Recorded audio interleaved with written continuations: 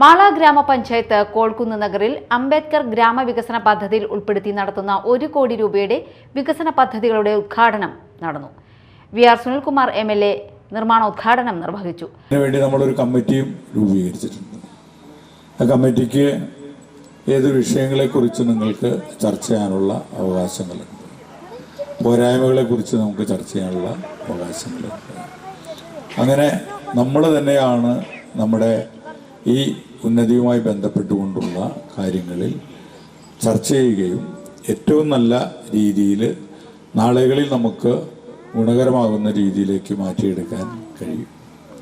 നേരത്തെ ഇവിടെ ബാബുച്ചേട്ടൻ സൂചിപ്പിക്കുകയുണ്ടായി, വെള്ളത്തിൻ്റെതായിട്ടുള്ള അപര്യാപ്ത, തീർച്ചയായിട്ടും അത് മാറ്റിയെടുക്കാനുള്ള നല്ല ശ്രമങ്ങൾ ഈ പ്രൊജക്റ്റിലൂടെ രൂപകൽപ്പന ചെയ്തിട്ടുണ്ട് എന്നാണ് ഇവിടെ സൂചിപ്പിച്ചത്. തീർച്ചയായിട്ടും അത് നമുക്കറിയാം, ചില പ്രദേശങ്ങളിൽ കുടിവെള്ളത്തിൻ്റെതായിട്ടുള്ള ഒത്തിരി ക്ഷാമം അനുഭവപ്പെടുന്ന മേഖലയാണ്.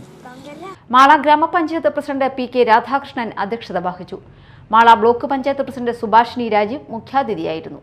Ward member M K. Babu, regional engineer A M. Sathidevi, block panchayat അംഗം സിന്ധു അശോക്, മാള ബ്ലോക്ക് പട്ടികജാതി വികസന ഓഫീസർ എസ്. അഞ്ജന എന്നിവർ സംസാരിച്ചു.